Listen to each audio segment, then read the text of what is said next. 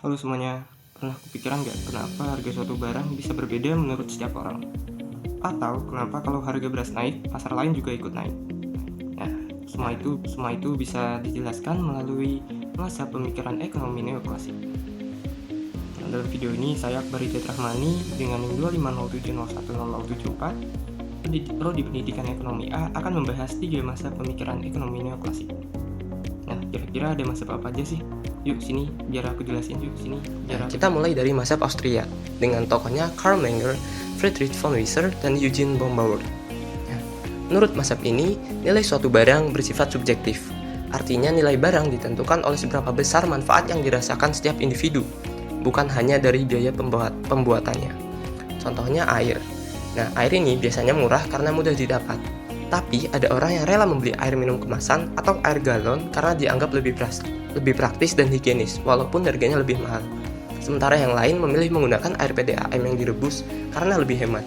Nah, jadi nilai barang itu bergantung pada kebutuhan dan persepsi masing-masing orang. Nah, mazhab Austria juga menekankan pentingnya wirausaha sebagai pencipta inovasi dan peluang baru, serta cenderung mendukung pasar yang berjalan tanpa banyak campur tangan pemerintah. Nah, selanjutnya adalah mazhab Clausen yang dipelopori oleh Leon Walras dan Vilfredo Pareto. Mazhab ini terkenal dengan konsep keseimbangan umum. Apa sih maksudnya? Jadi, maksudnya itu semua pasar dalam perekonomian ini saling berkaitan. Jika satu pasar berubah, pasar lain juga akan menyesuaikan hingga tercapai keseimbangan baru. Misalnya, ketika harga beras naik, sebagian masyarakat beralih mengonsumsi jagung, singkong, ataupun gandum. Nah, akibatnya permintaan terhadap bahan pangan lain meningkat, sehingga harga dan produksinya juga ikut berubah. Selain itu ada juga konsep efisiensi Pareto, di mana kondisi ini terjadi ketika sumber daya sudah dialokasikan seefisien mungkin, sehingga meningkatkan kesejahteraan satu pihak itu bisa mengurangi kesejahteraan pihak lain. Contohnya dalam pembangunan jalan tol.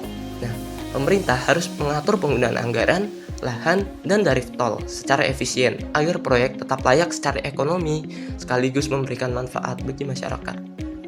Terakhir, ada mazhab Cambridge yang dipimpin oleh Alfred Marshall dan Arthur Cecil Pigou. Nah, mazhab ini menjelaskan bahwa harga terbentuk dari pertemuan permintaan dan penawaran. Dari sisi konsumen, harga dipengaruhi oleh tingkat kepuasan atau utilitas. Nah, dari sisi produsen, harga dipengaruhi oleh biaya produksi. Nah, keduanya ini bertemu di pasar dan menghasilkan harga keseimbangan. Sebagai contoh, harga kopi akan naik jika banyak orang ingin membeli, sementara produksinya itu terbatas. Nah, ada juga selanjutnya itu Cecil Pigou.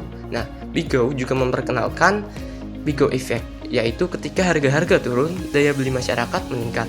Akibatnya konsumsi bertambah, sehingga perusahaan meningkatkan produksi dan membuka lebih banyak lapangan pekerjaan. Nah, jadi ketiga mazhab ini memiliki fokus yang berbeda. Mazhab Austria menekankan nilai subjektif dan peran wirausaha. Mazhab Clausen membahas keseimbangan seluruh pasar dan efisiensi Pareto. Sedangkan mazhab Cambridge menjelaskan bagaimana permintaan dan penawaran itu menentukan harga.